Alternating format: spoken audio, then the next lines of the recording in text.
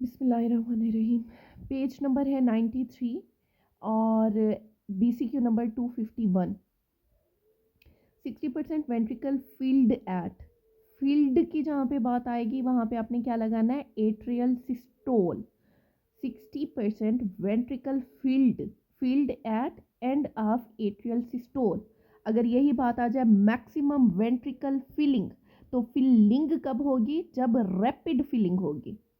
Point number 252 है, third heart sound due to. Third heart sound किसकी वजह से होती है, ड्यू टू वेंट्रिकुलर गैलप या फिर रैपिड वेंट्रिकुलर फिलिंग के दौरान। First heart sound due to, first heart sound किसकी वजह से है, क्लोजर ऑफ एवी वाल्व। अब आप अच्छी तरह से रट्टाफाई कर लो, first heart sound, second, third and fourth heart sound.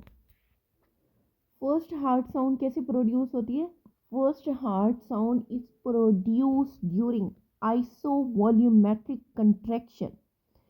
S1 क्या है, आइसोवॉल्यूमेट्रिक कंट्रैक्शन की वजह से, जिसमें माइट्रल एंड ट्राइकस्पिड वॉल्व का क्लोजर होता है। नेक्स्ट है हमारे पास S2, आइसोवॉल्यूमेट्रिक रिलैक्सेशन की वजह से aortic and pulmonary valve close होते हैं इसमें।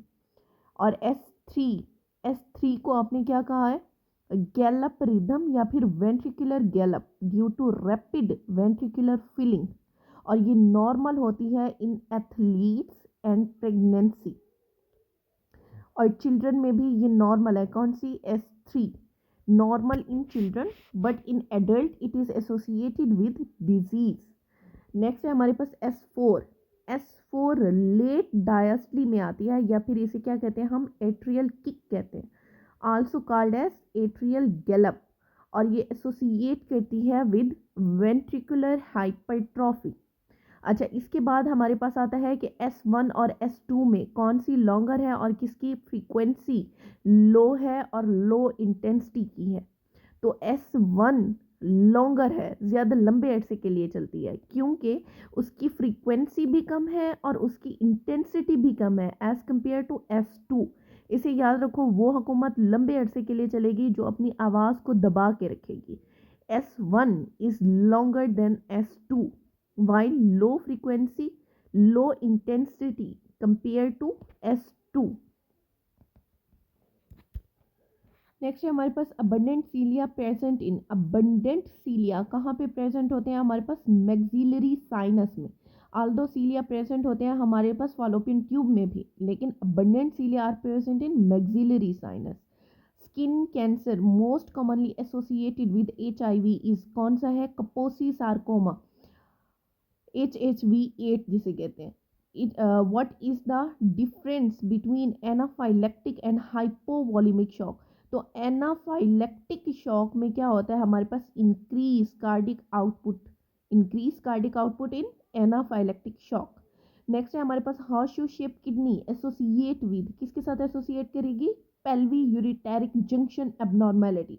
इसके अलावा पूछा जाता है कि एडल्ट में क्या होता है और बच्चों में क्या होता है। तो एडल्ट में हम क्या कहते हैं कि वज के बोलो, तो वज वेजिको यूरिटेरिक जंक्शन एबनॉर्मेलिटी किस में होती है, हमारे पास एडल्ट में। और बच्चों में क्या होता है, हमारे पास पज, बच्चों को कहते हैं ना यहाँ से चले जाओ, भाग जाओ, पज। ठीक है, वहाँ से याद रखना है कि बच्चों में पज होती है, pelviureteric junction abnormality. Intermediate filament related to muscle, कौन से मसल के साथ रिलेट होते हैं, यहाँ पे आपने एनोमोनिक याद रखना है, send CV to MD, CVMD। C से कनेक्टिव टिश्यू, वी से विमेंटिन। अगर कनेक्टिव टिश्यू की बात की जाए तो आपने हमेशा विमेंटिन को चूज करना है, और CV to MD है ना, तो अगर मसल की बात की जाए MD, M से मसल, D से डेजमिन, जहाँ पे मसल की बात होगी वहाँ पे हमेशा आपने डेजमिन को चूज करना है। अब यहाँ पे उन्होंने क्या पूछा है, intermediate filament related to muscle, कौन सा muscle, vimentin. Lumbar vertebra provide attachment to, किसे अटैचमेंट प्रोवाइड करता है, एंटीरियर लॉन्गिट्यूडनल लिगामेंट को। Patient has excruciating right leg pain, anterolateral right leg cordotomy was performed, which tract was involved. तो कौन सा track involve होगा, हमेशा याद रखना इसमें अपोजिट साइड का ट्रैक इन्वॉल्व होता है। तो हमारे पास इन्होंने क्या कहा है, राइट लेग पेन है, तो पेन पेन सेंसेशन कौन सा ट्रैक लेके जाता है, हमने इसे याद किया हुआ है, लात मारोगे दर्द होगा और पारा हाई होगा। तो दर्द से याद रखना है आपने, लात मारने से याद रखना है लैटरल स्पाइनोथैलेमिक ट्रैक, ठीक है, और दर्द से पेन और पारा हाई होना इस टेम्परेचर, तो ये कौन सा लेके जाएगा, हमेशा अपोजिट साइड का। यहाँ पे राइट की बात की गई है तो हमने कौन सा चूज करना है, लेफ्ट साइड का, लेफ्ट लैटरल स्पाइनोथैलेमिक ट्रैक।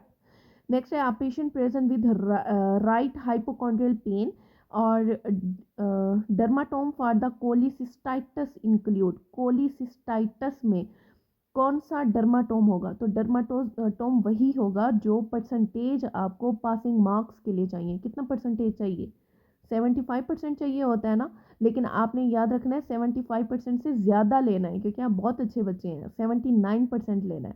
79 से याद रखना है, T7 to T9 is cholecystitis.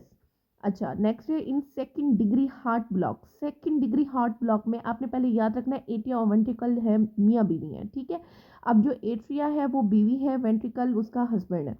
तो हस्बैंड की जब स्पीड स्लो हो जाएगी, उसका रेट कम हो जाएगा, तो ये कौन सा होगा, सेकंड डिग्री हार्ट ब्लॉक होगा। Ventricular rate less than atrial rate.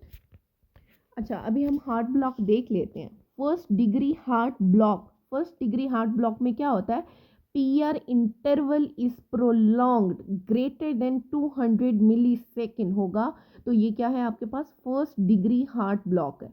Second degree heart block में क्या होता है, ड्रॉप बीट आती है because some impulses from the atria fail to conduct to the ventricle। Drop beat होगी किसकी वजह से, क्योंकि कुछ इम्पल्सिस एट्रिया से वेंट्रिकल तक पहुंच ही नहीं पाते।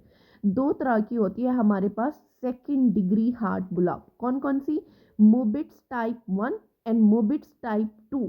मोबिट्स टाइप 1 के अंदर क्या आता है, progressive lengthening of PR interval until a drop beat occur, और फिर ये साइकिल रिपीट होता रहता है। अगर मोबिट्स टाइप 2 की बात करें तो उसमें क्या होगा, drop beat without progressive lengthening of PR interval, और यही जो मोबिट्स टाइप 2 है ये प्रोग्रेस कर जाती है टू थर्ड डिग्री ब्लॉक के अंदर। थर्ड डिग्री या फिर कंप्लीट ब्लॉक, उसमें क्या होता है, इसमें होता है जनाब no conduction through the atrioventricular node, कोई कंडक्शन नहीं होती एट्रिया और वेंट्रिकल के दरमियान, कोई भी इस तरह का रास्ता नहीं है कि वहाँ पे कंडक्शन हो सके, तो दोनों इंडिपेंडेंटली बीट कर रहे होते हैं, एट्रिया अपना बीट करता है, वेंट्रिकल अपना बीट करता है, और इसी में ही हमारे पास कैनन ए वेव्स बनती हैं। एट्रियल रेट फास्टर होता है than the ventricular rate in the third degree या फिर कंप्लीट हार्ट ब्लॉक। अच्छा नेक्स्ट है हमारे पास 20 year young boy present with fever, headache, vomiting. He is having neck stiffness and altered mental status with hallucination. Which among following is brain eating parasite? तो brain eating parasite का मैंने आपको क्या बताया था कि एक बंदा है वो नायग्रा फॉल्स में नहाने गया है और उसके बाद वो पानी जो है वो नाक के जरिए उसके ब्रेन तक पहुंच गया और उसे झटके लगने लगे। तो नायग्रा फॉल्स से याद रखना है आपने नेग्रिया फॉलरी, ये है क्या, ब्रेन ईटिंग पैरासाइट, और ये लास्ट से लास्ट अटेम्प्ट में आया हुआ था मेडिसिन के पेपर में।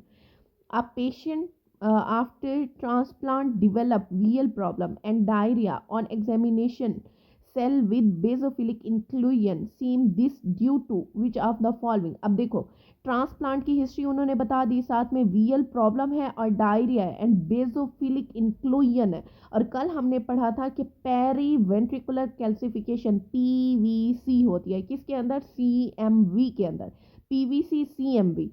और दूसरा यहाँ पे याद रखो कि आप आफ्टर ट्रांसप्लांट हमेशा सीएमवी होता है, साइटोमेगैलो वायरस होता है। नेक्स्ट है cleft palate, transposition of great artery and tetralogy of Fallot, all are derivative of, ये सारे किसके डेरिवेटिव हैं हमारे पास, न्यूरल क्रस्ट सेल डेरिवेटिव है। इसके अलावा कुछ डेरिवेटिव और भी हैं न्यूरल क्रस्ट सेल के, ये देखो ये है हमारे पास न्यूरल क्रस्ट सेल डेरिवेटिव, उनका नमूने क्या है हमारे पास, M motel pass double P A double S, M से क्या है हमारे पास मेलानोसाइट, दूसरे एम से क्या है, दूसरे एम से है हमारे पास माइंटेरिक या फिर ऑकबैक प्लक्सिस। ओ से क्या है, ओडेंटोब्लास्ट। और ई से क्या है हमारे पास, एंडोकार्डियल कुशन। एल से लेरेंजियल कार्टिलेज। पी से है हमारे पास पैरा फॉलिकुलर सेल। और दूसरे पी से क्या है हमारे पास, PNS, पेरिफेरल नर्वस सिस्टम। ठीक है, जिसमें क्या आता है, dorsal root ganglion, cranial nerve, except optic nerve. A से है adrenal medulla all ganglion. S से स्पाइनल मेम्ब्रेन। और दूसरे एस से क्या है हमारे पास, शॉन सेल। ये सारे क्या हैं, ये derivative of neural crest cell हैं। तो अब ये भूलना नहीं है, मोटल पास न्यूमोनिक याद रखना है। मैं फिर से बता रही हूँ, एम से क्या है, मेलानोसाइट। दूसरे एम से क्या है, माइंटेरिक या फिर ऑकबैक प्लक्सिस। ओ से ओडेंटोब्लास्ट। ई से क्या है, एंडोकार्डियल कुशन। एल से लेरेंजियल कार्टिलेज। पी से है पैरा फॉलिकुलर सेल। दूसरे पी से क्या है, पेरिफेरल नर्वस सिस्टम, जिसमें डॉर्सल रूट गैंग्लिया आएगा, cranial nerve, except optic nerve, adrenal medulla and all ganglion. S से स्पाइनल मेम्ब्रेन और एस से शॉन सेल। अच्छा, आगे है हमारे पास blood supply to uterus is from. Uterus की ब्लड सप्लाई कहाँ से जाएगी, याद रखना, सिर्फ यूटेराइन आर्टरी नहीं होती उसमें, यूटेराइन प्लस ओवेरियन आर्टरी होती है। N myc gene translocation associated with. N myc, N से ही आपने याद रखना है, एन से neuroblastoma, not nephroblastoma, it's neuroblastoma. N myc gene translocation associated with neuroblastoma. The process of apoptosis is lost during the carcinogenic activity. The following factor has anti-apoptotic activity. अब हमारे पास दो चीज़ें आती हैं, एक प्रो एपोप्टोटिक एक्टिविटी है, एक anti apoptotic activity है। जो प्रो लोग होते हैं उन्हें हम कहते हैं बस करो बकना बंद करो। बैक्स और बैक किस में आएंगे, प्रो लोगों को हम कहते हैं प्रो एपोप्टोटिक एक्टिविटी में। एंटी एपोप्टोटिक में क्या आएगा हमारे पास, BCL2, BCLXL, MCL1। Levator एनाई is innervated bye which of the following. तो याद रखना, लिवेटर एनाई को हमेशा प्यूडेंटल नर्व सप्लाई करती है। Pregnant patient with high grade fever, watery vaginal discharge, which is likely diagnosis. High grade fever है और वाटरी वेजाइनल डिस्चार्ज है, तो ये क्या है, कोरियोएमनियाइटिस। और कोरियोएमनियाइटिस के साथ कौन सा साइटोकाइन होता है, interleukin 6। Regarding anaemia, true is, anaemia में क्या होता है, ऑक्सीजन कैरिंग कैपेसिटी डिक्रीज हो जाती है। 33-year obese woman had hysterectomy, lower segmental preferential incision was given, there was serosaginous discharge। अब यहाँ पे अंडरलाइन करो serosaginous discharge को। After 3 day what is the most likely cause, तो इसका काज क्या होगा हमारे पास कि वूंड डेहिसेंस हो चुकी है। A known case of diabetes and mixed edema with antihypertensive, which antihypertensive should be given। तो डायबिटिक है विद मिक्स एडिमा, तो आपने क्या देना है, हमेशा एस इनहिबिटर देना है। डायबिटीज में एंटी हाइपरटेंसिव कौन सी देते हैं आप, हमेशा एस इनहिबिटर, कैप्टोप्रिल देंगे।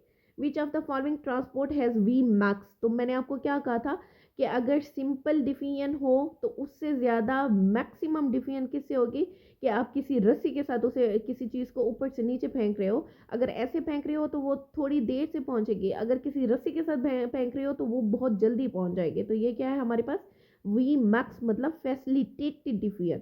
65-year man is suffering from progressive pneumonia, yellowish sputum, unable to recognize the face and eventually died. The organism involved is।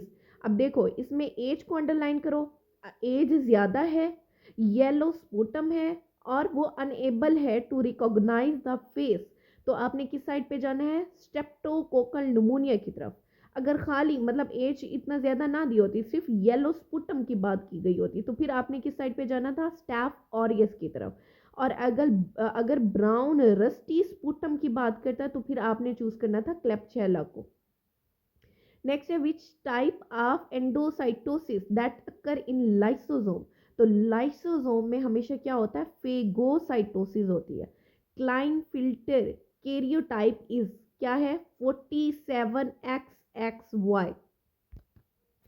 अच्छा, क्लाइन फिल्टर याद रखना 47XXY ये मेल है with hypogonadism, male with hypogonadism.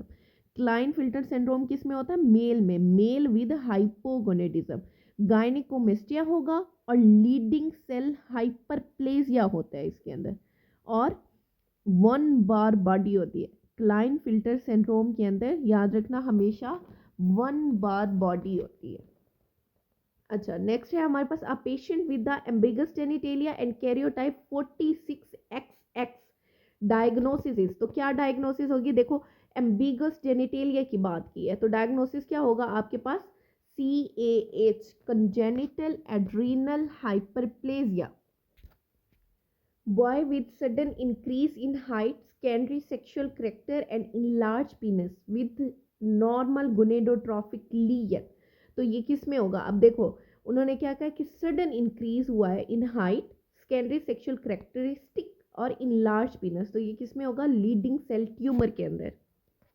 Which of the following is potent oestrogen? तो आपने oestrogen का याद रखना है 213। 2 से क्या है? 2 मतलब डाई, तो क्या होगा हमारे पास? ईस्ट्राडाइयोल इज ग्रेटर देन 1। 1 क्या है हमारे पास? ईस्ट्रोन इज ग्रेटर देन 3 ईस्ट्राइयोल। तो याद रखना है आपने 213।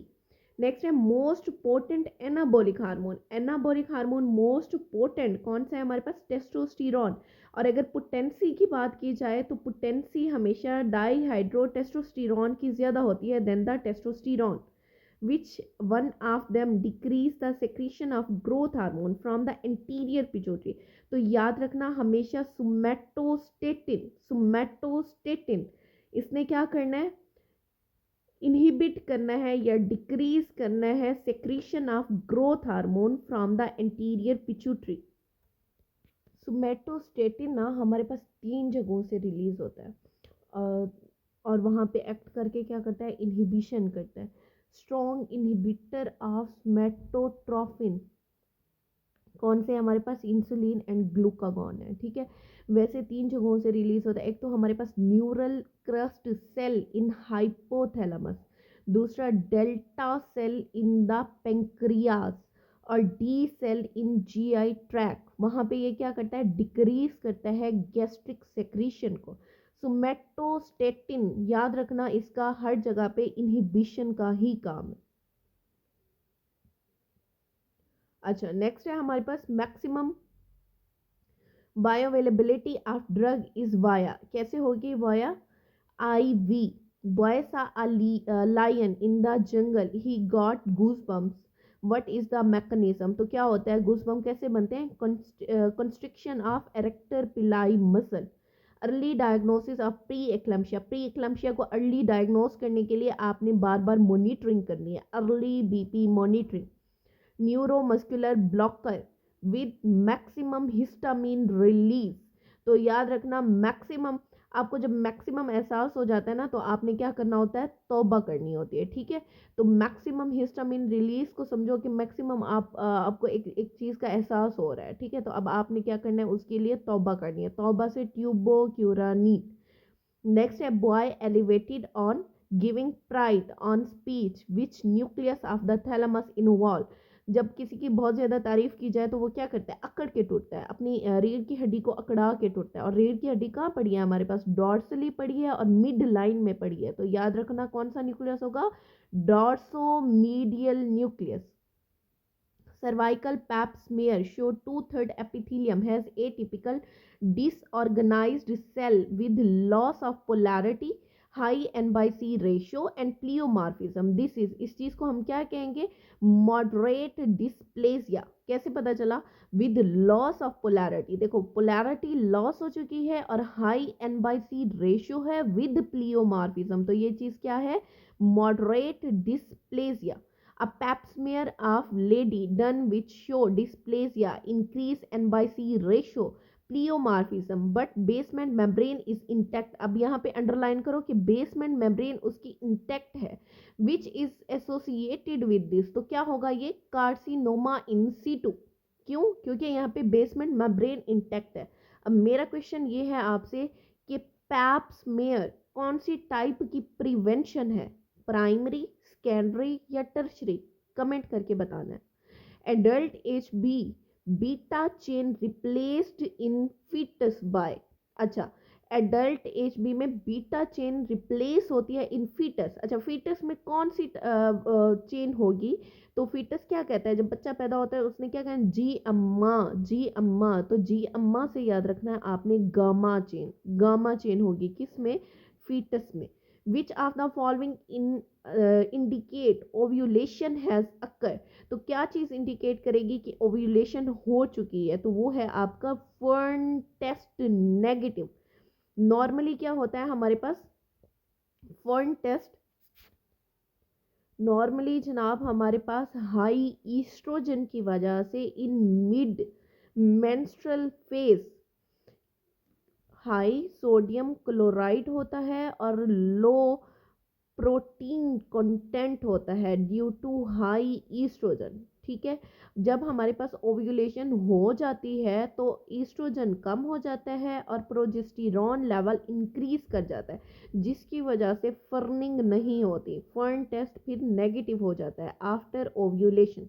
अब ये आपकी बुक में लिखा हुआ है, during the mid cycle of cervical mucus is obtained by a platinum loop और पिपेट, पिपेट से आप लेते हो, ठीक है, और उसे क्या क्लीन ग्लास स्लाइड के ऊपर रखते हो तो वो ड्राई हो जाती है और ऐसे नजर आते हैं जैसे ये पिक्चर में दिखाया हुआ है।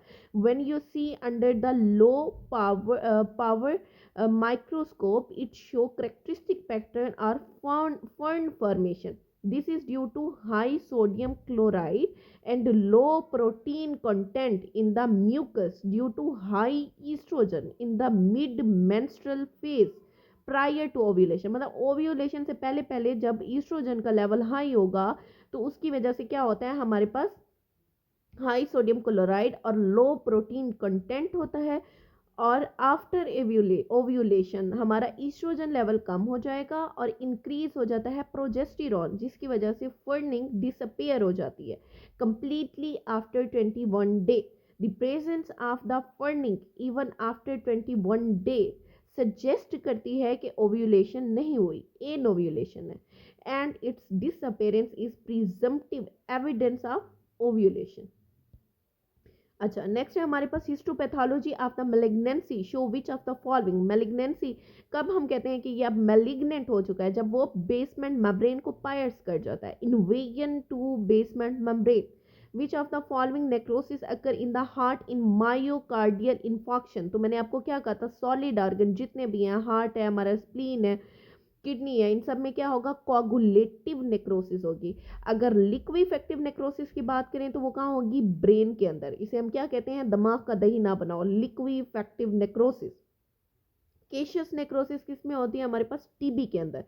फैट नेक्रोसिस दो तरह की है, एक है इंजाइमेटिक फैट नेक्रोसिस और एक है ट्रोमेटिक। जो इंजाइमेटिक है वो किस में होगी, पेंक्रियाटाइटिस में। जो ट्रोमेटिक फैट नेक्रोसिस है वो किस में होती है, ब्रेस्ट ट्रॉमा के अंदर। अब मेरा क्वेश्चन ये है कि नॉन केशियस नेक्रोसिस किस में होती है, कमेंट करके बताना है आपने। फैक्टर नीडेड फॉर को enzyme A is which of the following. को इंजाइम ए के लिए कौन सा फैक्टर जरूरी है, पेंटाथेनोइक एसिड। पेंटाथेनोइक एसिड क्या है हमारे पास, B5 है पेंटाथेनोइक एसिड। पेंटाथेनोइक एसिड की डेफिशिएंसी क्या कस करती है, डर्माटाइटिस और एलोपेशिया, डर्माटाइटिस एंड एलोपेशिया काज करती है। अच्छा ऑप्शंस में देखो और क्या दिया हुआ है आपको, बायोटिन दिया हुआ है। बायोटिन क्या है, बायोटिन है आपका B7 और ये यूज होता है फॉर फैटी एसिड ऑक्सीडेशन।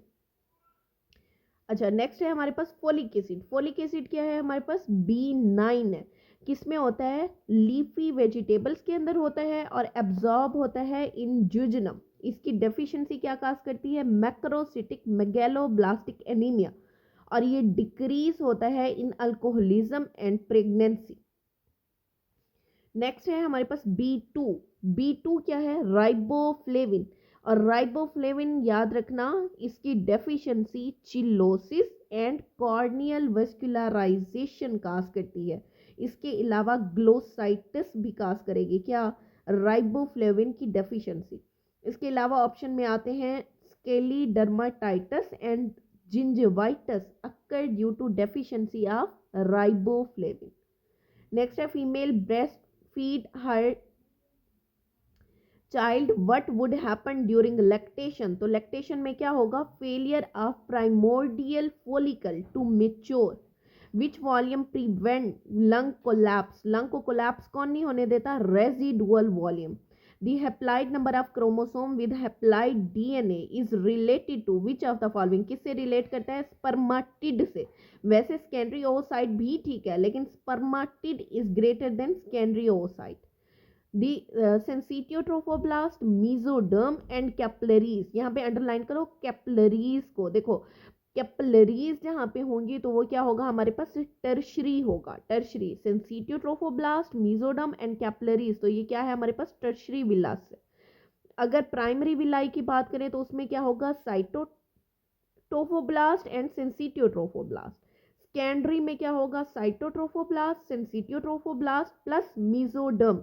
और टर्शरी के अंदर cytotrophoblast, syncytiotrophoblast with capillaries. Primary villus late second week में बनता है और इसमें मेनली आपने देखना है कि मीजोडर्म है, मीजोडर्म, और इसमें दो लेयर्स बनती हैं, कौन कौन सी, cytotrophoblast and syncytiotrophoblast. Secondary villus जो है end of the second week या फिर beginning of the third week में बनता है। इसमें क्या है, mesodermal core develop. Tertiary villi या फिर late third week early fourth week में बनता है, जिसमें mesodermal core invaded by foetal allantoic blood vessels. और इसमें क्या होती है हमारे पास, ब्लड वेसल से आपने कैपिलरीज याद रखनी है। The medial wall of the ischiorectal fossa is formed by. तो मीडियल वॉल किससे बनती है, हमारे पास लिवेटर एनाई मसल से बनती है।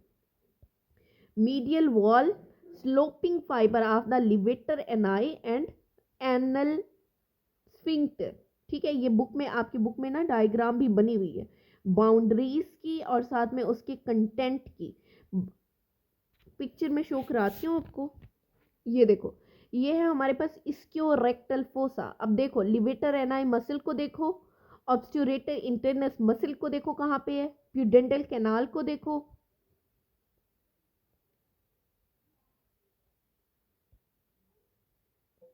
अब हम पढ़ते हैं इसका, देखो मीडियल वॉल क्या है, sloping fibre of the levator एनाई and anal sphincter. Lateral wall किससे बन रही है, लोअर पार्ट ऑफ ऑब्स्चुरेटर इंटरनस, ये है हमारे पास ऑब्स्चुरेटर इंटरनस। ठीक है, इसके लोअर पार्ट से और कवरिंग फेशिया से बन रही है। नेक्स्ट क्या है हमारे पास, एंटीरियर वॉल। एंटीरियर वॉल बन रही है posterior border of perineal membrane, और पोस्टीरियर वॉल बनती है sacrotuberous ligament and gluteus Maximus.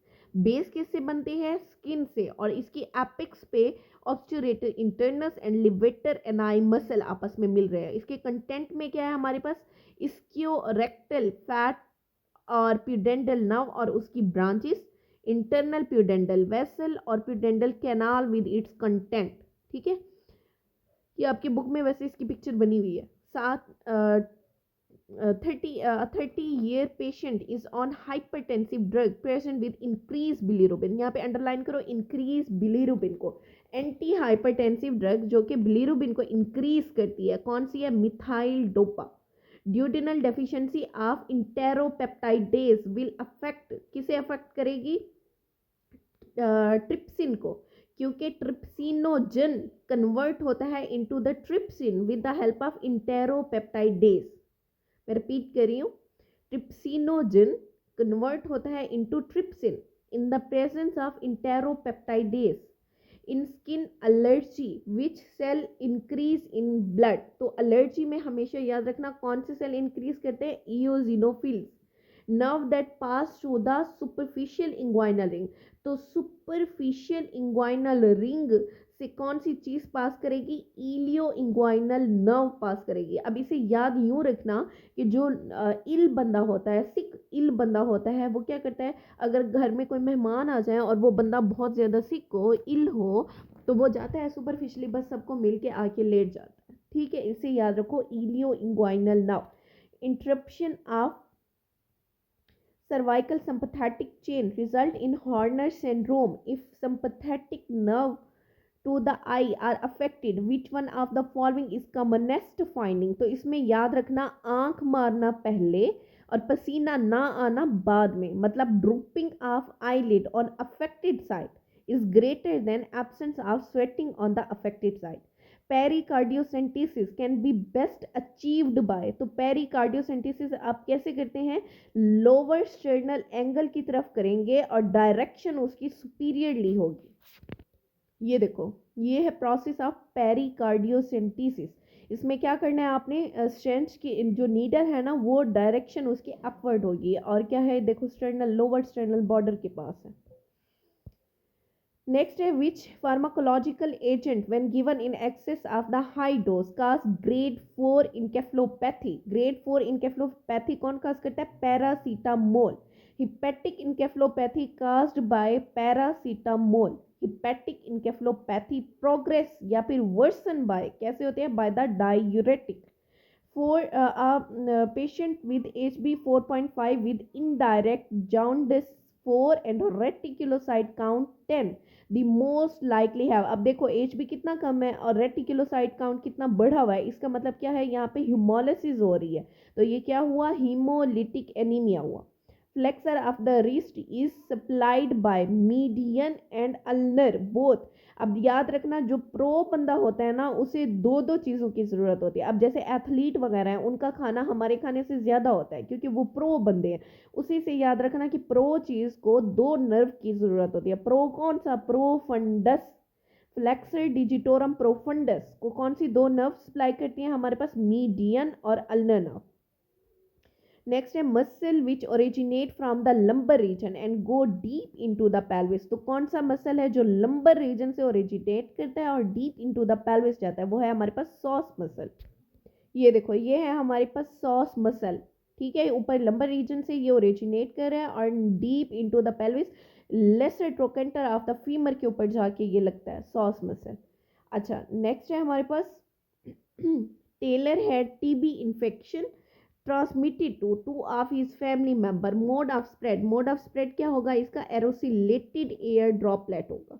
pregnant female had decreased level of T3 T4 and increased TSH। तो मैंने कहा था आप T3 T4 का लेवल देखो, तो ये क्या है, T3 T4 लेवल कम है, इसका मतलब क्या हुआ, ये हाइपोथायराइडिज्म है। और लिम्फोसाइट आर आल्सो फाउंड, और लिम्फोसाइट जहाँ पे होंगे तो वो क्या होगा, करेक्टरिस्टिक फीचर है हशीमोटो थायराइडाइटिस का, ठीक है। और अब मेरा क्वेश्चन ये है कि हशीमोटो थायराइडाइटिस के अंदर कौन सी टाइप का हाइपर सेंसिटिविटी रिएक्शन होता है, ये आपने मुझे कमेंट में बताना। In jaundice clotting time is prolong due to, किसकी वजह से प्रोलॉन्ग होता है, due to decrease prothrombin. Basophilic stain of the cell is due to, किसकी वजह से होगा, ड्यू टू राइबोसोम। इसमें न्यूमोनिक लिख लो, ribosome is greater than rough endoplasmic reticulum. Which test use to check the warfarin effect. तो मैंने कल आपको बताया था वॉरफरीन, वॉर हमेशा बाहर लड़ी जाती है, जंग हमेशा बाहर लड़ी जाती है, तो बाहर लड़ने से याद रखना कौन सा फैक्टर इसमें इन्वॉल्व होगा, एक्सट्रिंसिक पाथवे इन्वॉल्व होगा। एक्सट्रिंसिक पाथवे क्या है हमारे पास, PT है, लेकिन याद रखना INR is greater then PT। यहाँ पे हमारे पास INR का ऑप्शन नहीं है, इसी वजह से हमने किसे चूज किया, PT को चूज किया। लेकिन अगर बात की जाए हेपरिन की, तो हेपरिन नेचुरली हमारी बॉडी में होती है, इंट्रिंसिकली प्रेजेंट होती है, इसी वजह से इसे हमने याद रखना है कि इंट्रिंसिक पाथवे को इन्वॉल्व करती है जो कि है APTT। नेक्स्ट है 9 month old girl was vaccinated 2 weeks back, now present with the rash all over the body and fever। CBC report showing HB 13.5, WBC 6/10, decreased platelet, peripheral smear show large platelet। what is the diagnosis, यहाँ पे underline करो, 9 माह का बच्चा है, history of vaccination दी हुई है और साथ में लार्ज प्लेटलेट दिए हुए हैं, तो ये सारा कुछ किस में जा रहा है, ITP में जा रहा है, ठीक है। ITP का ये करेक्टरिस्टिक फीचर है कि हमेशा आपको बच्चा दिया होगा, वैक्सीनेशन की हिस्ट्री होगी, लो प्लेटलेट काउंट होगी और जॉइंट प्लेटलेट्स होंगे। लेकिन अगर नॉर्मल या फिर स्लाइटली प्लेटलेट काउंट लो है विद जॉइंट प्लेटलेट, तो ये क्या हुआ, बर्नार्ड सोलियर सिंड्रोम हुआ। Iron stored in the blood in the form of, iron store होता है in the form of tin, उसे क्या कहते हैं, फेरिटिन। अगर स्टोर की बात की जाए तो in the form of tin होगा, नॉर्मल स्टोर जो है, ठीक है। अगर ट्रांसपोर्ट की बात की जाए तो टी से ट्रांसपोर्ट, टी से transferrin, in the form of transferrin होगा।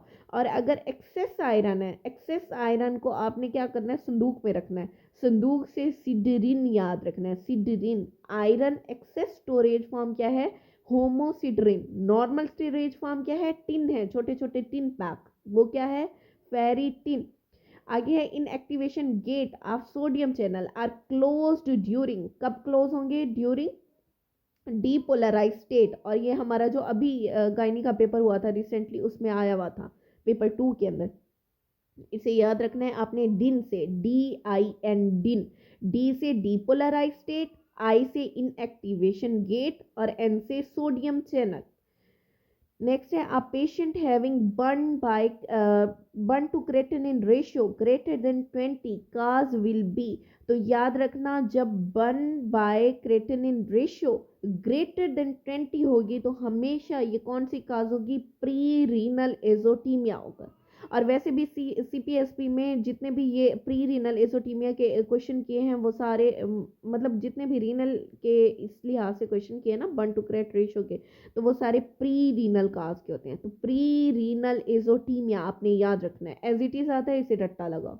नेक्स्ट है PPD tuberculin test done to the patient after 40 hour 15 mm erythema is noted, which type of hypersensitivity reaction occur. तो कौन सी टाइप का hypersensitivity reaction होगा इसके अंदर, type 4 hyper sensitivity reaction. अच्छा, अभी हम देख लेते हैं type 1, 2, 3 and 4 hyper sensitivity reactions क्या क्या होते हैं और उसमें क्या चीज़ ज़रूरी है। इसे अच्छे से रट्टा लगा लो, हर पेपर में इसका 1 या 2 MCQ आए हुए होते हैं। Type 1, type 2 and type 3 require active production of antibody. Antibody कहाँ से प्रोड्यूस होती है, बाय द प्लाज्मा सेल, और ये टर्मिनली डिफ्रेंशिएटेड बी सेल होते हैं। जबकि टाइप 4 मीडिएट होती है by interaction of T cell and macrophages. Type 1 जो है वो इमीडिएट या एनाफाइलैक्टिक रिएक्शन है, जो फर्स्ट और फास्ट होती है। इसे आपने याद कैसे रखना है, हा निमोनिक से याद रखना है, HAHA, ठीक है। एच से क्या है हमारे पास, हे फीवर। ए से एलर्जिक एस्थमा, दूसरे एच से है हाइव, और दूसरे ए से क्या बनता है हमारे पास, एनाफाइलैक्टिक शॉक। ये किसकी एग्जांपल है, टाइप 1 हाइपरसेंसिटिविटी रिएक्शन। टाइप 2 क्या है, एंटीबॉडी मीडिएटेड आर साइटोटॉक्सिक, ठीक है। और इसके लिए निमोनिक है, my blood group is RH positive, ठीक है। माई के M से याद रखना है, माइसीनिया ग्रेविस। माई है ना, तो उससे क्या याद रखना है आपने, माइस्थीनिया ग्रेविस याद रखना है। और ब्लड के B से आपने क्या याद रखना है, ब्लड से याद रखना है आपने, एक तो ब्लड ट्रांसफ्यूजन रिएक्शन, और दूसरा haemolytic disease of new born. और जी से, ग्रुप के जी से क्या याद रखना है, गुड पास्चर सिंड्रोम।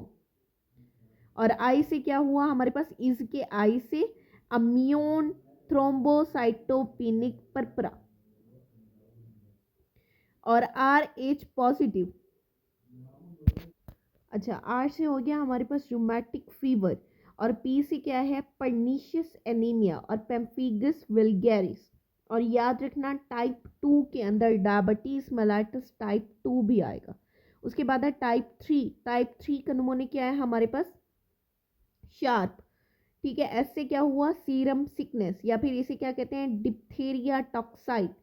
एच से शार्प के SH। और ए से क्या हुआ हमारे पास, ए से हुआ आर्थस रिएक्शन, ठीक है। और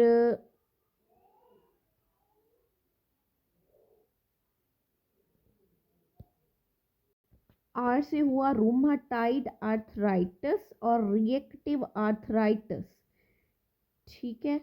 और हमारे पास पी से बना poly arthritis nodosa and post streptococcal glomerulonephritis. Sharp mnemonic है, SHARP। ऐसे क्या था, सीरम सिकनेस। एच से क्या था, हिनोट्स कॉलिन परपरा। ए से है आर्थस रिएक्शन, और आर से क्या हुआ हमारे पास रूमाटाइड आर्थराइटिस, और आर से रिएक्टिव आर्थराइटिस, और पी से है poly arthritis nodosa and post streptococcal glomerulonephritis. Next है हमारे पास टाइप 4। टाइप 4 क्या है? सेल मीडिएटेड है, ठीक है। इसमें 6 टीज आते हैं और सारी सिस और टिस वाली डिजीजेस भी इसमें आएंगी। तो टी से टी सेल, टी से टीबी, स्किन टेस्ट, टुबरकुलन टेस्ट, और या फिर पीपीडी टेस्ट। टी से हमारे पास टच या फिर कंटेक्ट डर्माटाइटिस। नेक्स्ट टी से है हमारे पास ट्रांसप्लांट रिजेक्शन, और टी से टाइप 1 डायबिटीज मिलाइटिस। और दूसरा मैंने आपको कहा सिस और टिस वाली सारी डिजीजेज आएंगी, जैसे हशीमोटो थायराइडाइटिस, मल्टीपल स्क्लेरोसिस, सोरिएसिस और आईबीडी। ये सारा कुछ किस में आता है? टाइप 4 हाइपरसेंसिटिविटी रिएक्शन में आता है। नेक्स्ट है हमारे पास a physician auscultate posterior inferior border of the lung at. तो कहाँ पे ऑस्कल्टेट करेगा? At level of T10। और याद रखना टिप ऑफ स्कैपुला का लेवल कौन सा था हमारे पास? Tip of scapula SS7 T7 के लेवल पे। Patient with disquiet rash, arthritis and haemolytic anaemia, what is most likely significant investigation? तो ये क्या है हमारे पास? ये है SLE में हम इन्वेस्टिगेशन कौन सी कराएंगे? सिग्निफिकेंट इन्वेस्टिगेशन, मोस्ट सिग्निफिकेंट और specific investigation. Specific, most specific कौन सी होती है? एंटी स्मिथ एंटीबॉडी होती है। नेक्स्ट है during surgery surgeon should care on the right side. For right side पे क्या होती है हमारे पास? इंफीरियर वेना केवा, तो उसका उन्होंने ख्याल रखना है। री infection with the same antigen, now which body will be antibody will be raised. तो सेम एंटीजन के साथ अगर फिर से रिएक्शन हुआ है तो याद रखना वो क्या है? IgG। याद रखते हैं, मतलब एक दफ़ा मेहमान हमारे घर आया, ठीक है, हमें याद हुआ ना हुआ, जब दूसरी दफ़ा आया तो हम कहते हैं जी जी हम पहचानते हैं। तो इस चीज़ से याद रखना IgG। नेक्स्ट है autosomal dominant disease. Autosomal dominant diseases में क्या होता है?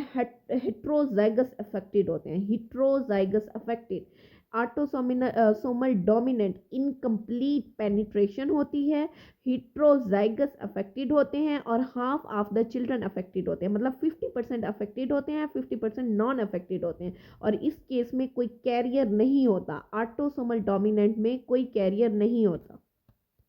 ये देखें, अनअफेक्टेड पेरेंट एक है और एक अफेक्टेड पेरेंट है, तो दोनों से जो बच्चे होंगे उनमें से 50% अफेक्टेड होंगे और 50% अनअफेक्टेड होंगे, और इस केस में कोई भी कैरियर नहीं है। इसकी ये सारी तीनों इसके करेक्टरिस्टिक फीचर आपने याद रखने हैं। इनकम्प्लीट पेनिट्रेंस है, हेट्रोजाइगस अफेक्टेड है, और half of the children are affected. Common cause of mutation of protooncogene by exogenous substance is क्या है? वायरस है। Collagen that give maximum tensile strength, तो कौन से टाइप का कोलेजन होगा? याद रखना जितना डीप आप जाते जाएंगे कोलेजन में उतना वो कोलेजन वीक होती जाएगी। इसका क्या मतलब है कि टाइप 1 स्ट्रॉन्गेस्ट है और टाइप 3 जो है वो क्या है हमारे पास? वीक है। जितना डीप जाएंगे उतना वीक होती जाएगी।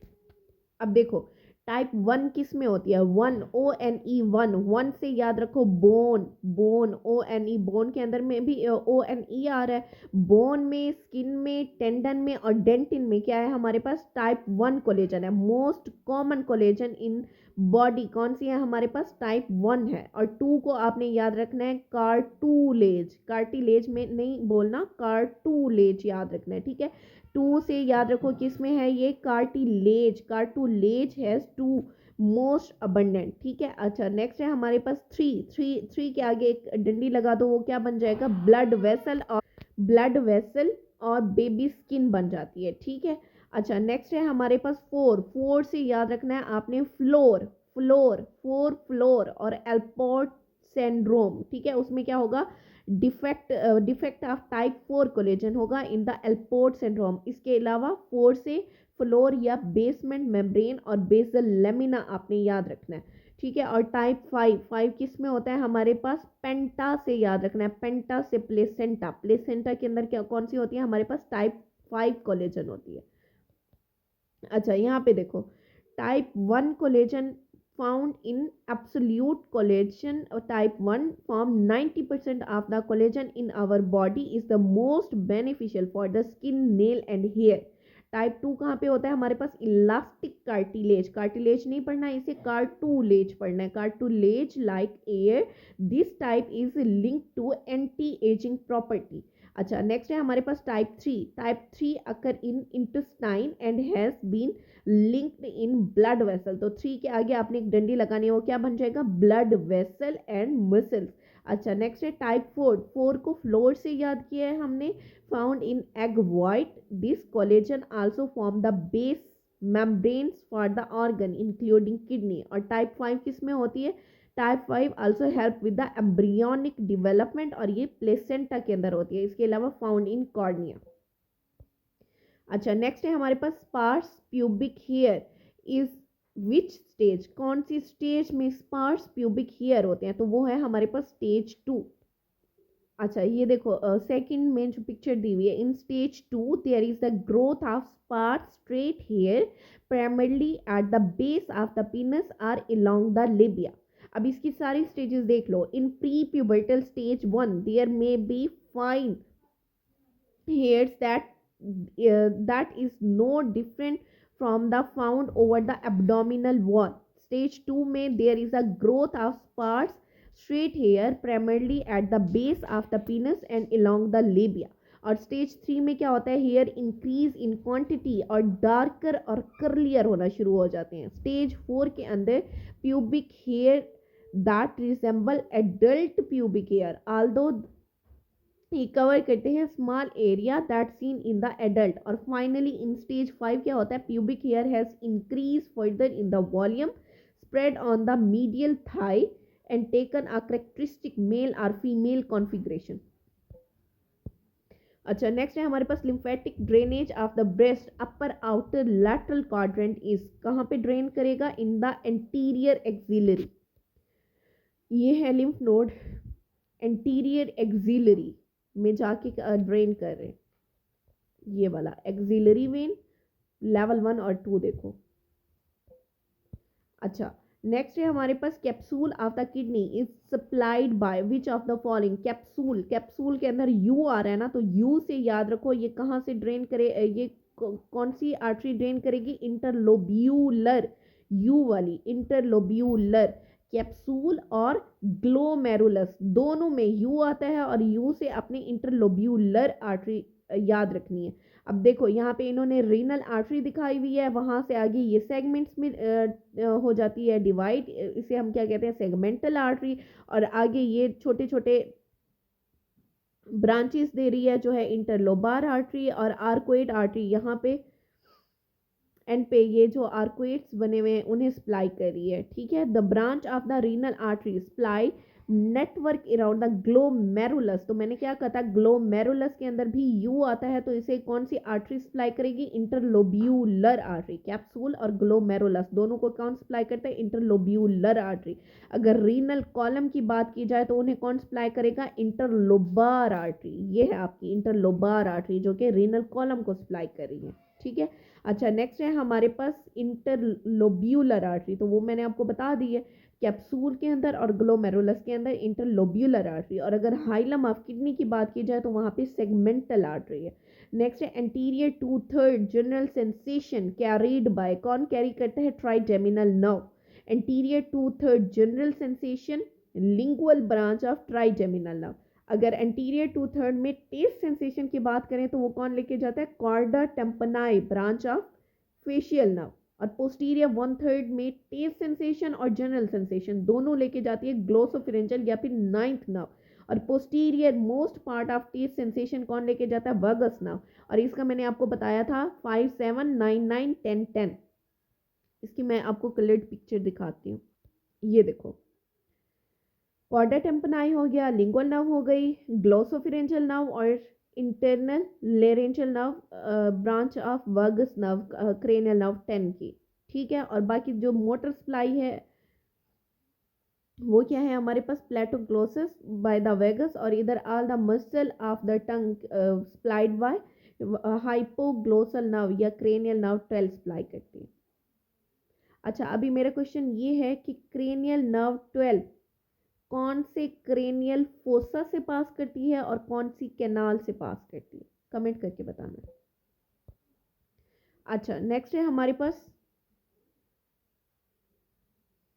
Early in morning circadian rhythm is controlled by which of the following. तो मैंने आपको क्या कहा था कि सर्केडियन सर्केडियन रिदम या सोने वाला रिदम या स्लीप, स्लीप क्या है हमारे पास, स्लीप आपको बड़ी कियास्मेटिक बनाती है, अच्छी स्लीप आपको कियास्मेटिक बनाती है, तो उससे याद रखना था suprachiasmatic nucleus. In strenuous exercise what decrease, तो एक्सरसाइज में क्या चीज डिक्रीज होती है, टोटल पेरिफेरल रेजिस्टेंस डिक्रीज होती है। A man with the normal external genitalia, married but had no kids and had normal ejaculation period, but semen analysis show azoospermia, cause may be, तो क्या cause होगा उसके अंदर, Sertoli cell defect होगा। FSH in male is always produced by Sertoli cell or decrease FSH and LH result in azoospermia। After ejaculation sperm stored in, sperm कहाँ पे stored होते हैं, एम्प्यूला ऑफ वास डेफरेंस के अंदर। Clitoris develop from, कहाँ से develop होगा, from the meso, from the genital tubercle, genital tubercle से फीमेल के अंदर क्लाइटोरिस बनता है और मेल के अंदर फेलस बनता है। अच्छा, नेक्स्ट है हमारे पास child present with the suprapubic swelling which get wet mostly, child also has epispadiasis along with bone deformity, what is the cause, तो इसकी cause क्या होगी epispadiasis की, कि incomplete caudal closure of cloacal membrane होगा। काज इज इनकम्प्लीट, अगर काज की बात करें तो क्या है वो, incomplete closure of cloacal membrane है। लेकिन अगर एसोसिएशन बात करें, एसोसिएटेड कंडीशन की बात करें तो वो क्या होगी, एक्सट्रॉफी ऑफ ब्लैडर होगी विद एपीस्पेडियसिस, एपी मतलब ऊपर ऊपर की तरफ, ठीक है, पिनाइल जो डिफेक्ट आता है एपीस्पेडियसिस, और associated condition is inguinal hernia, अगर एसोसिएटेड कंडीशन उसमें इंग्वाइनल हर्निया है तो फिर क्या होगा हमारे पास, cryptorchidism with hypospadias. Superficial boundary of the superficial perineal pouch is, क्या है, पेरिनियल मेम्ब्रेन, ये देखो ये है पेरिनियल मेम्ब्रेन, ऊपर वाली ग्रीन वाली फुल जो है ना ये है पेरिनियल मेम्ब्रेन, उसके नीचे ये पेरिनियल बॉडी है, फिर एनल कैनाल है और anococcygeal body with ischiorectal fossa जो अभी हमने पढ़ा है। अच्छा, नेक्स्ट है हमारे पास bilateral testis removed will result in, अगर दोनों टेस्टिस को आपने रिमूव कर दिया तो क्या होगा हमारे पास, लॉस ऑफ लोबिडो होगा। नेक्स्ट है आप man with the chest pain for last 3 hour which enzyme will be raised, तो कौन सा इंजाइम रेज होगा उसके अंदर, CKMB। देखो लास्ट 3 आवर्स की बात की गई है तो लास्ट 3 आवर्स में क्या होगा हमारे पास, CKMB रेज होगा। अब कुछ चीज़ें इसमें आपने याद रखनी है कार्डिक इंजाइम और डायग्नोसिस के बारे में। फर्स्ट 6 आवर में गोल्ड स्टैंडर्ड मेथड की बात की जाए तो वो क्या है हमारे पास, ECG। ECG is gold standard in first 6 hour. Most specific test की बात की जाए तो आपने याद रखना है IM स्पेसिफिक और तुम सेंसिटिव, मतलब ट्रोपोनिन I इज सेंसिटिव और trop T is specific, trop T is sensitive, IM specific मतलब ट्रोपोनिन I क्या होगा, स्पेसिफिक होगा, ठीक है, और ट्रॉप टी क्या होगा, सेंसिटिव होगा। मोस्ट सेंसिटिव टेस्ट कौन सा है हमारे पास, मायोग्लोबिन, और CKMB को हम री इन्फॉक्शन टेस्ट के लिए भी यूज कर सकते हैं, ठीक है, याद रखना IM स्पेसिफिक, तुम सेंसिटिव। फर्स्ट 2 आवर्स में मायोग्लोबिन, 3 to 4 आवर में CKMB, आफ्टर 4 आवर आपने ट्रोपोनिन I कराना है जो कि क्या है हमारे पास, स्पेसिफिक है, और ट्रोपोनिन T क्या है, सेंसिटिव है। अच्छा, नेक्स्ट है हमारे पास Patient in OT surgery is undergoing. Patient need bladder emptying. Surgeon pass needle to the upper surface of the bladder vessel at the risk of damage. Upper surface of the bladder पे जब वो needle पास करते हैं तो कौन सी vessel का risk है damage होने का, वो है हमारे पास इंफीरियर एपिगेस्ट्रिक आर्टरी, जो कि किसकी ब्रांच है, एक्सटर्नल आईली की ब्रांच है। ये देखो, ये रही इंफीरियर एपिगेस्ट्रिक आर्टरी जो किसकी ब्रांच है, एक्सटर्नल आइलिक आर्टरी की ब्रांच है। अब कल मैंने आपको एक्सटर्नल आइलिक आर्टरी की तीनों ब्रांचेस बताई हैं, तो वो आप मुझे कमेंट में बताएंगे एक्सटर्नल आइलिक आर्टरी की ब्रांचेस कौन कौन सी। अच्छा, नेक्स्ट है हमारे पास a lady suffering from CA breast undergo total mastectomy develop edema of the right lower limb, which of the following can be the reason of the edema। तो edema का reason क्या होगा हमारे पास, lymphatic obstruction। After haemorrhage H B bind with which of the following. तो H B किसके साथ bind करती है, हिपैटोग्लोबिन के साथ बाइंड करती है। हीम अपने ही नाम वाली के साथ बाइंड करेगी, हीम हेमीपैक्सिन के साथ। और अगर एच पी की बात की जाए तो वो बाइंड करती है with the haptoglobin. In the granulopoiesis at which stage granule start to appear at and resemble mature myeloid cell. तो याद रखना ये प्रो चीज का काम है कि उसके साथ की रिजेंबलेंस शो करे। तो प्रो से याद रखना है promyelocyte. Analgesic effect of TCA tricyclic anti depressant is seen after. तो याद रखना है आपने पहले दर्द का इलाज फिर मर्ज का इलाज। अब एनाल्जेसिक की बात की गई है तो क्या होगा हमारे पास, फर्स्ट 2 वीक के अंदर दर्द का इलाज और उसके बाद मर्ज का इलाज, मतलब एंटी डिप्रेसेंट इफेक्ट इसका 3 to 4 वीक में आएगा। लेकिन अगर एनाल्जेसिक इफेक्ट की बात की जाए वो कब आएगा, 1 to 2 वीक में। Energy to face injury to face result in mouth open in fixed which muscle pull the mandible। तो कौन सा मसल है जो मैंडिबल को पुल करता है, वो है हमारे पास lateral टीरिगॉइड।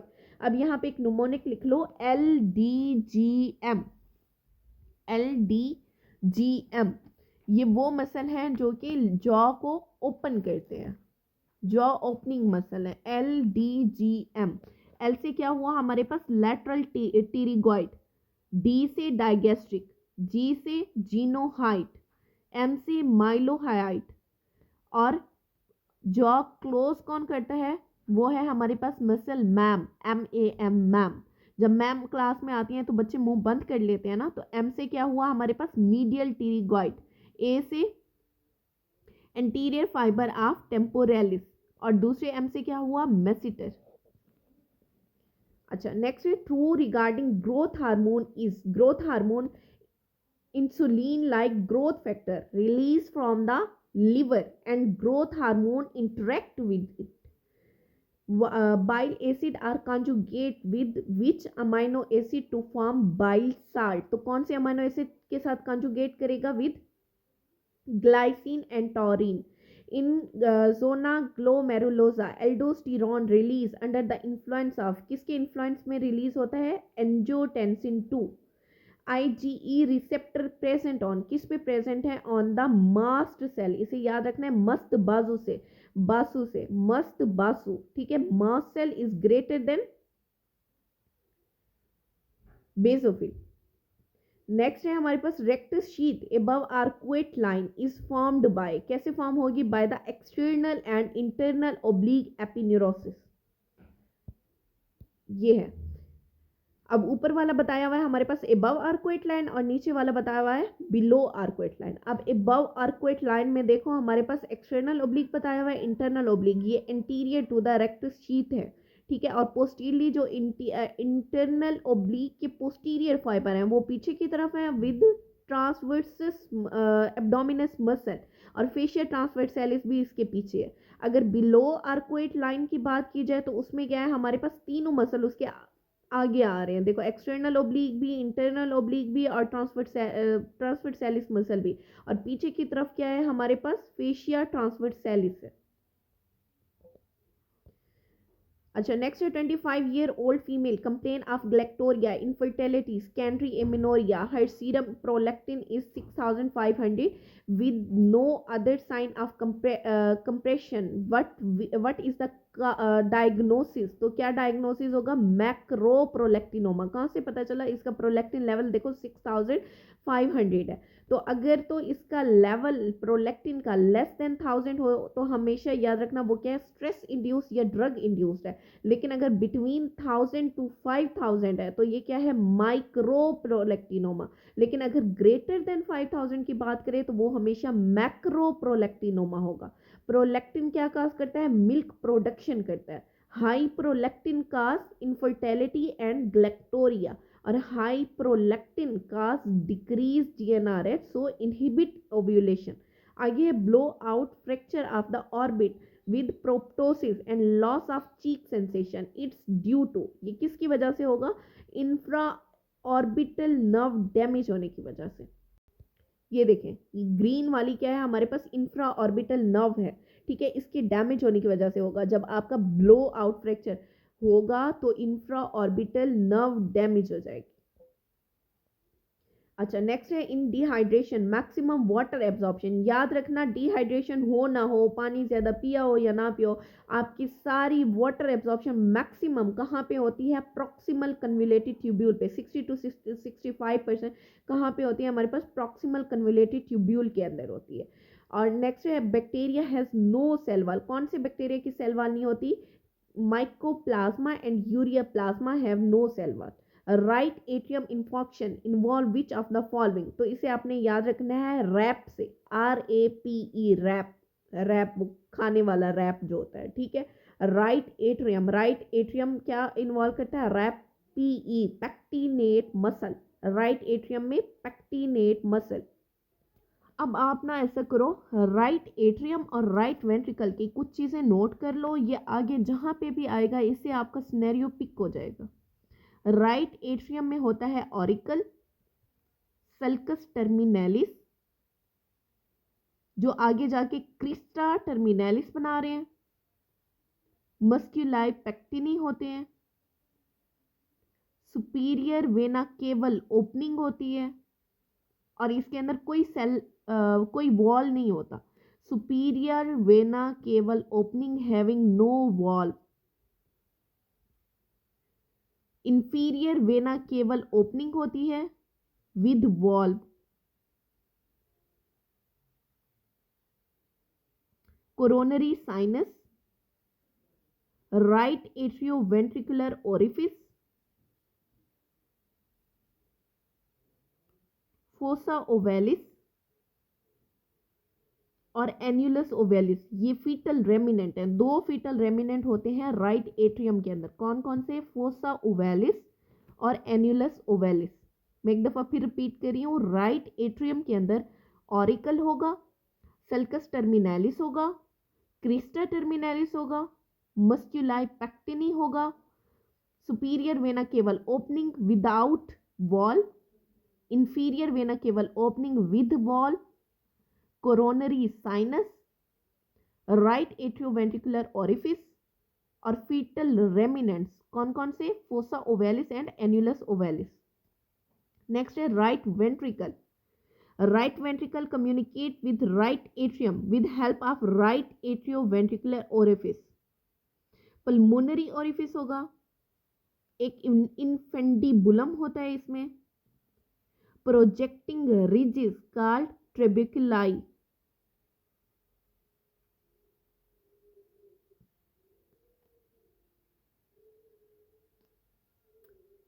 Papillary muscle, chorda tympani जो कि अटैच होते हैं with the tricuspid valve, moderator band, AV bundle, right branch inside the moderator band. ये चीज़ें किस में होती हैं, राइट वेंट्रिकल में। और CPSP में ये दोनों चीज़ें इंपॉर्टेंट है, right atrium and right ventricle. Right ventricle मैं फिर से रिपीट कर रही हूँ, communicate with right atrium with the help of right atrioventricular orifice. यही ऑरिफिस ऊपर जाके क्या बना देता है, इन्फंडीबुलम बना देता है। प्रोजेक्टिंग रिजेस होती हैं, उन्हें क्या कहते हैं हम, ट्रेबिकुलाई या फिर ट्रेबिकुलर कॉर्निया। प्यूपिलरी मसल और कॉर्डा टेम्पनाई होता है। कॉर्डा टेम्पनाई अटैच होता है ट्राइकस्पिड वॉल्व के साथ। मॉडरेटर बैंड होते हैं इसमें। AV bundle, right branch inside the moderator band. चलो आगे आ जाओ। In alcoholic patient steatohepatitis develop due to, किसकी वजह से डेवलप होगा, due to acetaldehyde. Person is dehydrated for 24 hour, what will occur, तो क्या होगा उसमें, increase permeability through collecting duct. Next है after 24 after gunshot injury to the lower back, patient has loss of contralateral pain sensation but intact temperature sensation, what is likely diagnosis। तो याद रखना दर्द दूर हो जाता है। दर्द दूर होने से पेन में, जहाँ पे पेन की बात आ जाए तो वहां से दूर, दूर से डॉर्सल, दूर होना dorsal section of dorsal root S1। लेकिन जहाँ पे टेम्परेचर की बात की जाए, इंटेक्ट पेन हो और टेम्परेचर लॉस होने की बात की जाए तो वहाँ पे वेंट्रल रूट आएगा। ये दोनों क्वेश्चन आते हैं, टेम्परेचर का भी और पेन का भी। अब यहाँ पे इन्होंने पेन की बात की गई है कि लॉस ऑफ पेन है, तो दर्द दूर हो गया, तो उससे याद रखो दूर से dorsal root S1। 62-year-old patient of congestive heart failure present with the dyspnea or orthopnea, the mechanism of pulmonary edema in case of congestive heart failure is which of the following। तो उसमें क्या होता है, increase hydrostatic pressure. GFR decrease by increase in, तो किस क्या चीज increase होगी, इंक्रीज प्लाज्मा ऑनकोटिक प्रेशर। अब यहाँ पे फैक्टर हमें बताए हुए हैं कि GFR कब इंक्रीज होती है और कब डिक्रीज होती है। इंक्रीज GFR कब कब होगी, जब एफरेंट आर्ट्रियोल डायलेशन, नोट करो efferent not afferent, efferent arteriole की डायलेटेशन होगी और इफरेंट जो लेके जा रहे हैं, जिन्होंने आगे जाके ग्लोमेरुलस को बनाना है, उनकी क्या है, कंस्ट्रिक्शन है। डिक्रीज प्लाज्मा प्रोटीन या osmotic pressure. Decrease GFR due to afferent arteriolar constriction, efferent arterioles की डायलेटेशन और इंक्रीज प्लाज्मा प्रोटीन या फिर ऑस्मोटिक प्रेशर और यूरिटर कंस्ट्रिक्शन।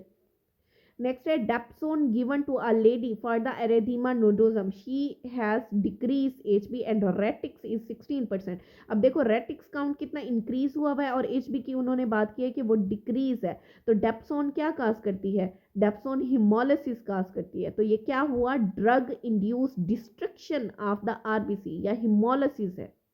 हिमोलिसिस के लिए जो ड्रग्स हमने याद की थी वो कौन सी थी, हिमोलिसिस इज डी पेन, याद है ना, हिमोलिसिस इज डी पेन। आई से क्या हुआ हमारे पास, आइसोनियासिड। एस से सल्फोनामाइड। डी से हुआ डेप्सोन। पेन के पी से प्राइमाक्विन। ए से हुआ एस्प्रिन। आई से आइब्रोफिन और एन से नाइट्रोफ्यूरेंटाइन। ये वो ड्रग्स हैं जो हिमोलिसिस काज करती हैं इन G6PD डेफिशिएंसी। नेक्स्ट है single factor independent of other causing thrombus formation in old age, patient develop coronary artery thrombi is due to, किसकी वजह से होगा, turbulence of the blood flow. In 8 to 20 week of oogonia development what happen, तो क्या होगा उसमें, mitotic division start हो जाएगी। 8 to 20 week of oogonia development what happen, mitotic division start. Female routine examination done, X-ray showed diffuse infiltrate granuloma which has epithelioid। अब देखो epithelioid cell characteristic feature है किसका, ट्यूबरकुलोसिस का। नेक्स्ट है a few family member have polycystic kidney disease, now confirm autosomal dominant polycystic kidney disease in some other member before appearing of cyst, which investigation should be done। तो आपने क्या कराना है उसमें, DNA सीक्वेंस करानी। Adult polycystic kidney disease है ना, autosomal dominant है, तो उसमें आपने क्या कराना है, DNA सीक्वेंस करानी। Sympathetic alpha adrenergic cause which of the following effect, तो ये क्या काज करते हैं, वेजो कंस्ट्रिक्शन काज करते हैं। सिंपैथेटिक अल्फा एड्रिनर्जिक क्या काज करते हैं, vasoconstriction. Alpha 1 is for constriction, alpha 2 for inhibition, beta 1 for heart, beta 2 for relaxation. अच्छा देखो अल्फा की बात की गई है, cause radial muscle constriction, result in, उसकी वजह से क्या होगा, मिड्रिएसिस या फिर dilatation of the pupil. Dilate ciliary muscle for vision के लिए, उसमें क्या होगा, vasoconstriction in the smooth muscle. और सिंपैथेटिक कार्डियक एक्सेलरेशन करती हैं और increase heart rate. Parasympathetic act करती हैं on the circular sphincter muscle, cause constriction और मियोसिस ऑफ द प्यूपिल। और contract ciliary muscle which cell from dermis which digest mobile and carry it to the lymph, तो क्या carry करता है, basal cell. Respiratory muscle work against elastic recoil of the lung के against हमारे respiratory muscle काम कर रहे होते हैं। 64-year-old male become disabled and confined to the wheelchair, then got fever, bilaterally inspiratory rails organism involve. अब यहाँ पे अंडरलाइन करो इंस्पायरेटरी रील्स, याद रखना हमेशा इंस्पायरेटरी रील्स किस में होती हैं, इन्फ्लुएंजा वायरस में।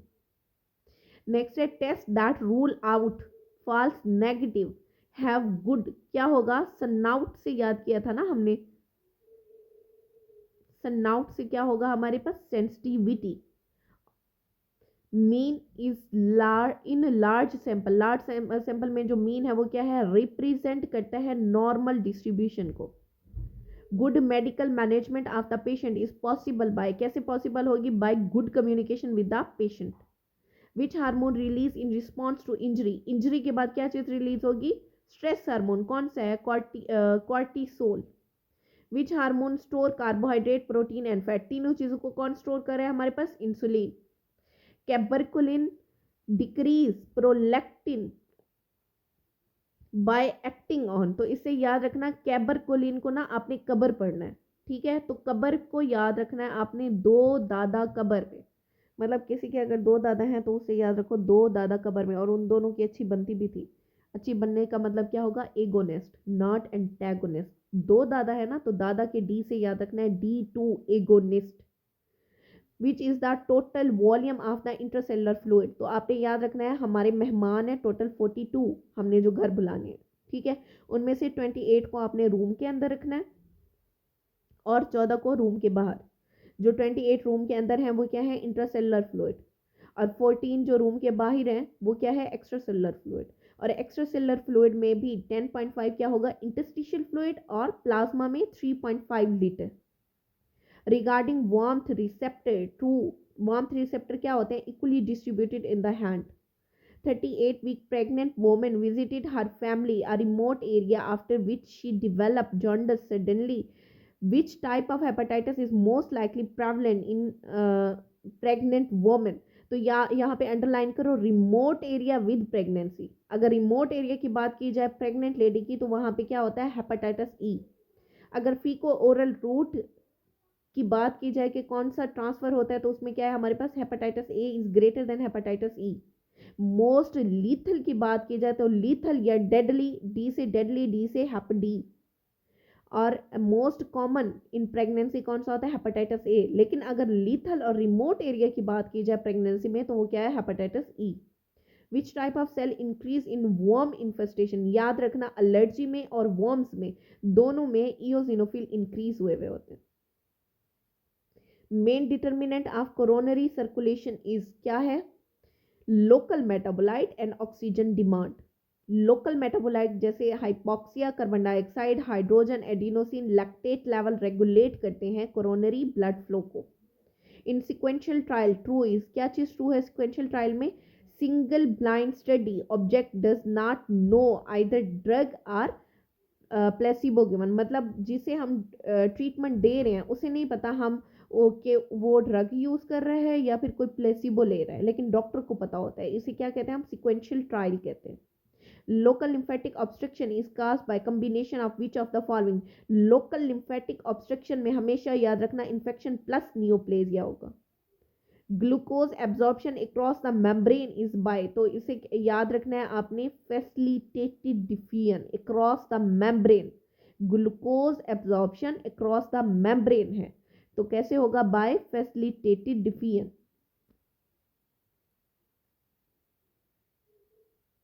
Glucose absorption across the small intestine कैसे होती है, ये हमने कल पढ़ा था, आपने कमेंट में बताना है।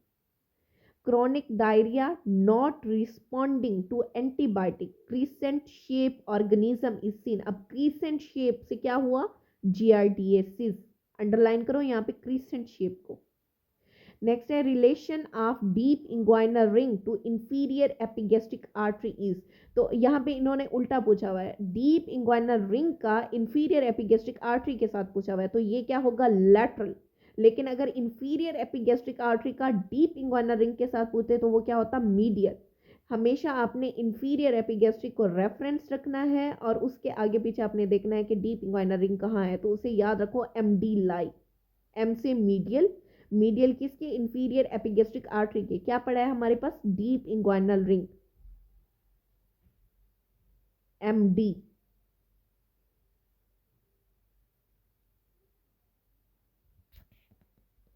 वैसे मेनली इसे हम जो हर्नियास हैं उसके लिए याद रखने, एम डीज लाई, ठीक है। एम से क्या है, medial to inferior epigastric vessel, तो वहां पे क्या होगा हमारे पास, डायरेक्ट इंग्वाइनल हर्निया। और lateral to inferior epigastric vessel क्या है, इनडायरेक्ट हर्निया। अच्छा, नेक्स्ट क्या है हमारे पास, which one of the following neuron grow from the stem cell continuously, तो वो कौन सा है, hippocampus. Level of L H peak how many hour before ovulation, कब होगा, 12 hour before ovulation. patient is undergoing laparotomy during dissection at the ovarian fossa, ovary attached to the lateral pelvic wall, which artery is at risk of damage, तो मैंने आपको क्या कहा था, ओफिरेक्टमी में या फिर ओवरी अटैच हो to the lateral pelvic wall, वहां से डायसेक्शन करते हुए हम क्या करते हैं, इंजर कर देते हैं, या इंजरी का रिस्क होता है to the internal eyelid, cup double O I mnemonic से हमने याद किया था उसे। सी से सी सेक्शन, सी सेक्शन में क्या है, यूट्राइन वेसल डैमेज होती है। और पी से क्या है, at the level of pelvic brim, वहां पे क्या, ओवेरियन वेसल या ओवेरियन आर्टरीज डैमेज होती हैं, ठीक है। और ओ से ओफ्रेक्टमी, ओफ्रेक्टमी के दौरान क्या होता है, आई से इंटरनल आइलिक वेसल्स, नीचे आपको एक्सप्लेनेशन में भी बताया हुआ है। Toxic shock syndrome gene caused by carried by 10 to 15% the following bacteria, तो कौन सा बैक्टीरिया कास्ट करता है, staph aureus. Cervical carcinoma is caused by, cervical carcinoma human papilloma virus 16 and 18 caused करते हैं। Which of the following produce maximum vasoconstriction, तो याद रखना मैक्सिमम वेसोकंस्ट्रिक्शन कोकेन कास्ट करती है। मैक्रोफेजेस कास्ट फॉलोइंग, क्या कास्ट करेंगे, phagocytosis.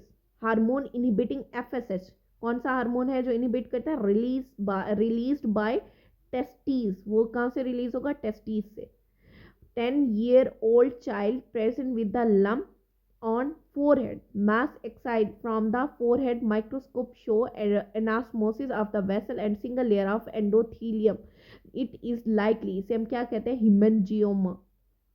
tall young girl with a history of secretion from the breast and microscopy of anterior pituitary, growth hormone and prolactin increase, which cell are abundant, तो देखो यहाँ पे underline करो growth hormone और prolactin को, तो कौन से सेल अबंडेंट होंगे इसके अंदर, इओजिनोफिल्स। अब यहाँ पे आपको बताया हुआ है, एसिडोफिल बताया हुआ है, बेसोफिल और क्रोमोफोब्स। एसिडोफिल में क्या आता है हमारे पास, अपीयरेंस आएगी इओसिनोफिल की। और सेक्रेटेड हार्मोन कौन से, ग्रोथ हार्मोन है, प्रोलैक्टिन है,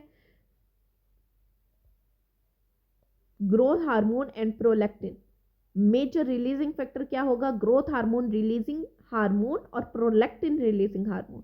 और मेजर इनहिबिटिंग फैक्टर इनमें कौन सा होगा, मैंने आपको कहा था कि सोमैटोस्टेटिन इन्हें इनहिबिट करता है, तो सोमैटोस्टेटिन एंड डोपामीन। बेजोफिल क्या है, बेजोफिल्स में हमारे पास कौन से सेल आएंगे, वीकली बेजोफिलिक, उसमें क्या आता है, thyroid stimulating hormone, follicle stimulating hormone और ल्यूटिनाइजिंग हार्मोन। और इनके जो मेजर रिलीजिंग फैक्टर हैं वो कौन से हैं, thyroid stimulating hormone, releasing hormone और गोनेडोट्रोफिन रिलीजिंग हार्मोन। और मेजर इनहिबिटरी फैक्टर कौन से? Oestrogen, androgen, inhibit. Chromophobes, chromophobes में क्या आता है हमारे पास? Pale staining. Adrenocorticotrophin stimulating hormone, और इसमें रिलीजिंग हार्मोन कौन से हैं? कॉर्टिकोट्रोफिन रिलीजिंग हार्मोन और प्रोलैक्टिन रिलीजिंग हार्मोन। और कॉर्टिकोस्टेरोन एंड डोपामीन, इसके क्या है हमारे पास? Inhibitory factor. पल्मोनरी डिजीज, वैसे मेनली इसमें वो एसिडोफिलिक वाला आता है, उसे अच्छे से याद रख लो। pulmonary disease patient with cuff and 0.5 centimeter perihilar lymph node on microscopy eosinophil both inside and peripheral most likely causes। तो क्या काज होगा इसमें? Non invasive aspergillosis. Biostatic deal with, किसके साथ डील करती है? Analysis and interpretation of the data. SLE mainly affect on, किसके ऊपर अफेक्ट करती है? On the joints. और एसएलई में कौन सी टाइप का हाइपर सेंसिटिविटी रिएक्शन होता है? आपने बताना है मुझे कमेंट में। A patient with the osteoporosis and osteoclastic activity hormone involve would be, कौन सा हार्मोन होगा? पैराथार्मोन या पैराथायराइड हार्मोन। नेक्स्ट है in chronic renal failure homeostasis maintained by, कैसे मेंटेन्ड होती है? By the parathyroid hormone.